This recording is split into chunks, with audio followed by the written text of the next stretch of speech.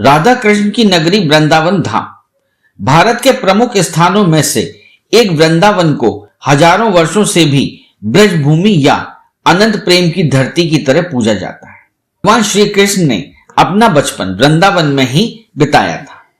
वृंदावन के हर घर में राधा कृष्ण की छवि अंकित है। यहाँ के हर कण में राधे कृष्ण बसे हैं। इस पवित्र धरती पर भगवान कृष्ण ने कई लीलाएं की थी। जन्माष्टमी के समय यहाँ मंदिरों की अलौकिक सजावट और श्री कृष्ण की लीलाओं को दिखाती झांकियां देखकर मन भक्ति रस में डूब जाता है। वृंदावन धाम पौराणिक काल से भारतीय संस्कृति और इतिहास से जुड़ा है। संत वल्लभाचार्य 11 वर्ष की उम्र में वृंदावन आए थे। वृंदावन में वे साल में 4 महीने रुकते थे। उन्होंने नंगे पांव जाकर भारत के कई स्थानों पर भगवत गीता का प्रवचन दिया। 16वीं शताब्दी तक वृंदावन का सार विलुप्त होने लगा था। तब चैतन्य महाप्रभु ने 1515 में भगवान श्री कृष्ण के पारलौकिक अतीत से जुड़े खोए हुए पवित्र स्थानों का पता लगाने के उद्देश्य से वृंदावन की यात्रा की। भगवान कृष्ण की दिव्य भक्ति और आध्यात्मिक शक्ति के द्वारा वे कृष्ण के अतीत से जुड़े सभी महत्वपूर्ण स्थानों का पता लगाने में सफल हुए। इसके बाद कृष्ण भक्त मीराबाई भी मेवाड़ राज्य छोड़कर वृंदावन आकर बस गई थी। उनके भजन पूरे विश्व में प्रसिद्ध हुए। बांके बिहारी मंदिर वृंदावन। बांके बिहारी मंदिर वृंदावन के पर्यटक स्थलों में से सबसे लोकप्रिय मंदिर है। राजस्थानी शैली में बने इस मंदिर में श्री बांके बिहारी जी की प्रतिमा में राधा कृष्ण की संयुक्त छवि के अलौकिक दर्शन होते हैं। श्री बांके बिहारी जी के आकर्षण और सुंदरता के कारण ही इस मंदिर में उनके निरंतर दर्शन कभी भी नहीं होते।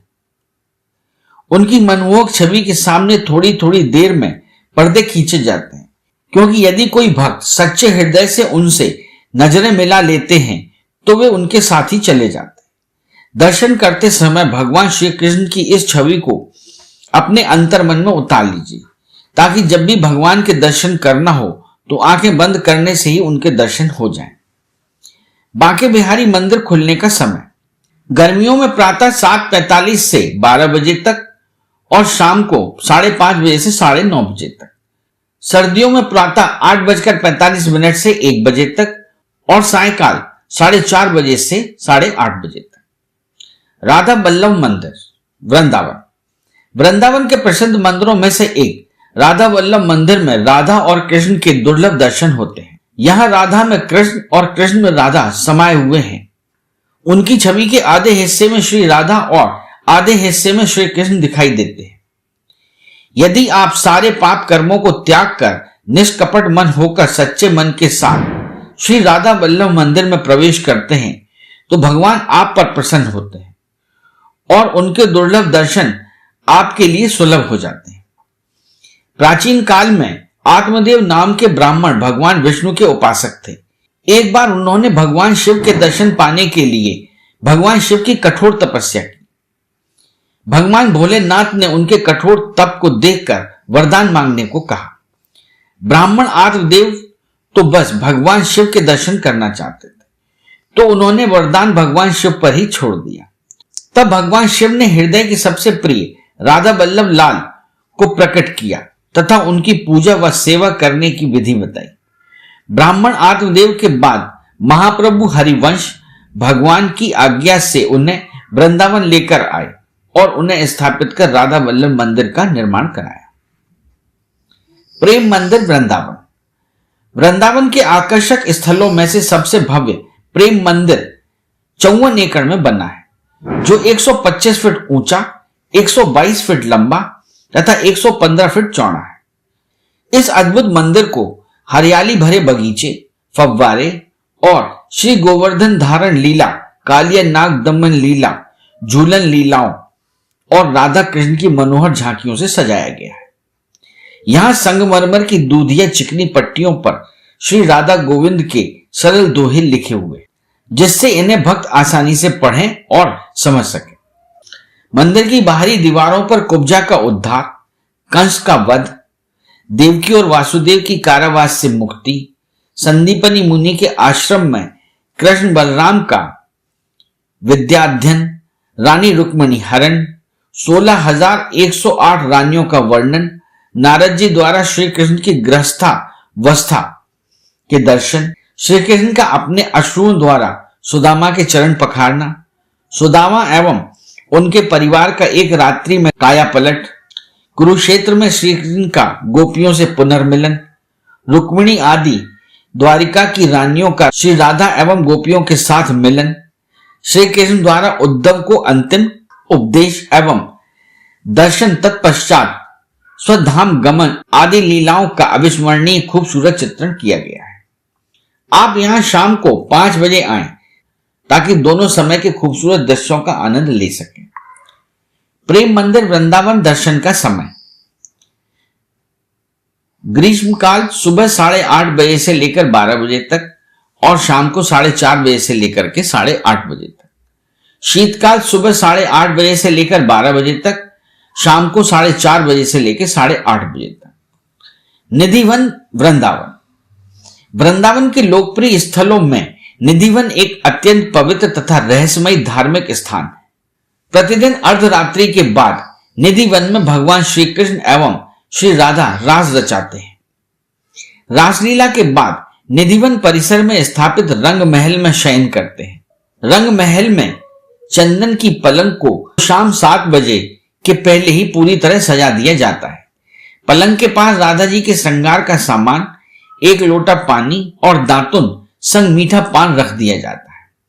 सुबह होने पर 5 बजे जब रंग महल का दरवाजा खोला जाता है तो बिस्तर अस्त व्यस्त मिलता है। लोटे का पानी खाली होता है, दातुन कुची हुई नजर आती है और पान खाया हुआ मिलता है। वृंदावन में सबसे ज्यादा बंदर, पर शाम होते ही बंदर ही नहीं बल्कि कोई भी जीव जंतु यहां दिखाई नहीं देता। जो भी यहां रात में रुकता है वो 24 घंटे से ज्यादा जिंदा नहीं रह पाता और अंधा, गूंगा, बहरा, पागल या उन्मादी हो जाता है। 2-2.5 एकड़ में फैले इस निधि वन के वृक्षों की डालियां नीचे की ओर झुकी तथा आपस में गुथी हुई हैं। ऐसी मान्यता है कि निधि वन की सारी लताएं गोपियां हैं जो एक दूसरे की बाहों में बाहें डाले खड़ी हैं। जब आधी रात को निधि वन में राधा रानी जी कृष्ण जी के साथ रासलीला करती हैं तो ये लताएं गोपियां बनकर रासलीला में सम्मिलित हो जाती हैं। इस्कॉन मंदिर वृंदावन, वृंदावन की घूमने लायक जगहों में से सन 1975 में बना इस्कॉन मंदिर महत्वपूर्ण स्थान रखता है। इस मंदिर को श्री कृष्ण बलराम के नाम से भी जाना जाता है। लगभग 5000 वर्ष पहले भगवान कृष्ण और बलराम जिस स्थान पर दूसरे बच्चों के साथ खेला करते थे, ठीक उसी जगह पर इस मंदिर का निर्माण किया गया है। इस मंदिर को कई प्रकार की सुंदर चित्रकारी से सजाया गया है।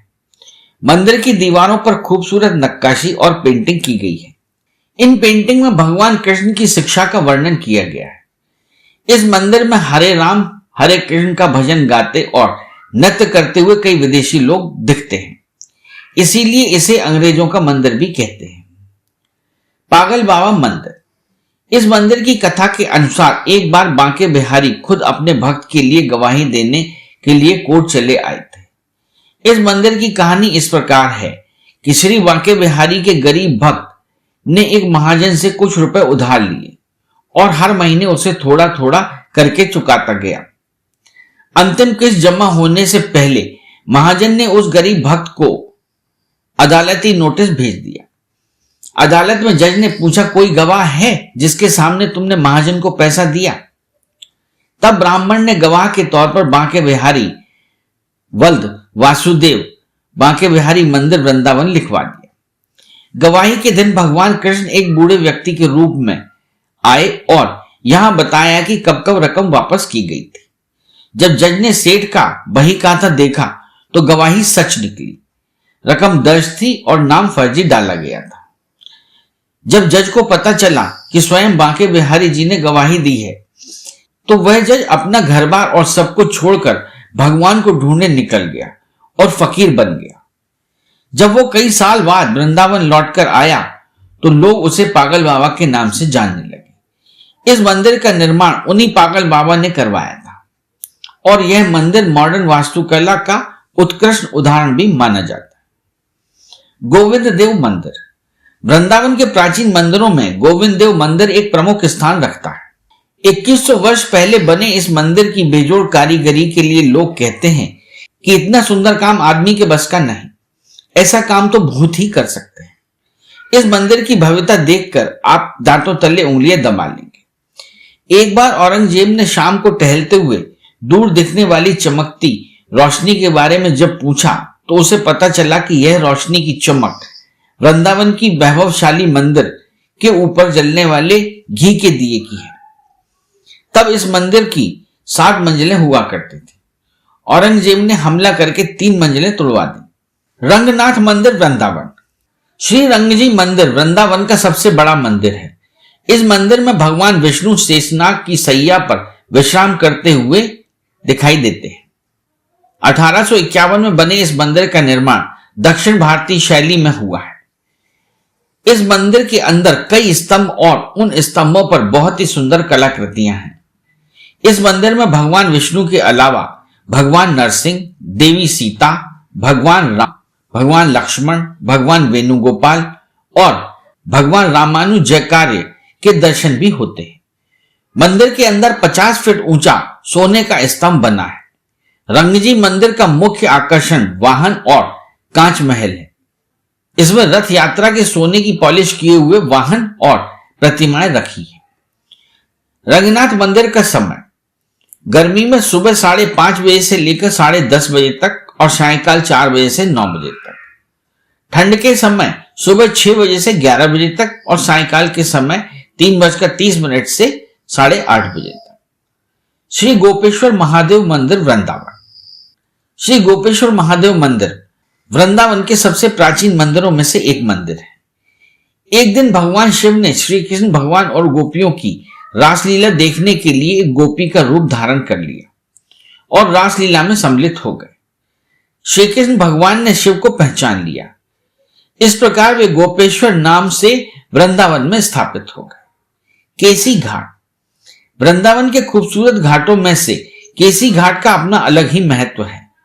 यह घाट अपने प्राकृतिक सौंदर्य के लिए लोगों को अपनी ओर आकर्षित करता है। केसी के पावन घाट पर भगवान कृष्ण ने दुष्ट राक्षस केसी से युद्ध किया था और वृंदावन वासियों को उसके अत्याचार से बचाया था। इस घाट पर कई प्रकार के छोटे बड़े मंदिर हैं। इस घाट पर यमुना में डुबकी लगाने से कई जन्मों के पाप धुल जाते हैं और पुण्य की प्राप्ति होती है। इन प्रमुख मंदिरों के अलावा मदन मोहन मंदिर, श्री राधा दामोदर मंदिर, श्री राधा रमन मंदिर, शाहजी मंदिर, सेवा कुंज, जयपुर मंदिर, मीरा मंदिर और श्री राधा रास बिहारी अष्ट सखी मंदिर वृंदावन के मुख्य मंदिर है। वृंदावन के प्रसिद्ध व्यंजन। गायों की भूमि वृंदावन मिठाइयों और दूध से बने व्यंजनों के लिए प्रसिद्ध है। यहाँ की खोए की मिठाई, सोन पपड़ी, घेवर, लस्सी, लच्छेदार रबड़ी, राजभोग, पेड़ा, जलेबी और अन्य मिठाइयों का स्वाद आप जीवन भर नहीं भूल पाएंगे। यहाँ के लाजवाब चटपटे व्यंजनों में कचौरी, समोसा, आलू पूरी, आलू टिक्की, खमन ढोकला, पोहे, टमाटर चाट खाने के बाद उनका स्वाद जीवन पर्यंत आपकी जीभ पर रहेगा। वृंदावन में खरीदारी। वृंदावन में हस्तशिल्प के सामान, भगवान कृष्ण के कपड़े और आभूषण, देवी देवताओं के मंदिर, अष्ट धातु से बनी प्रतिमाएं अधिकांश दुकानों पर मिलती हैं। यहां पर आप अपने बच्चों को राधा कृष्ण रूप में सजाने के लिए उनकी वेशभूषा भी ले सकते हैं। इसके अलावा ज्यादातर पूजा और प्रार्थना से संबंधित वस्तुएं, मोती की माला, पीतल की मूर्तियां और पूजा के लिए बर्तन मिलेंगे। इन वस्तुओं से आपका घर और मंदिर अत्यधिक सुंदर हो जाएगा और वृंदावन की यादें भी साथ रहेंगी। वृंदावन कैसे पहुंचे? दिल्ली से वृंदावन की दूरी लगभग 165 किलोमीटर है। यहां आप विभिन्न साधनों से पहुंच सकते हैं। फ्लाइट से वृंदावन कैसे पहुंचे? वृंदावन में कोई एयरपोर्ट उपलब्ध नहीं है।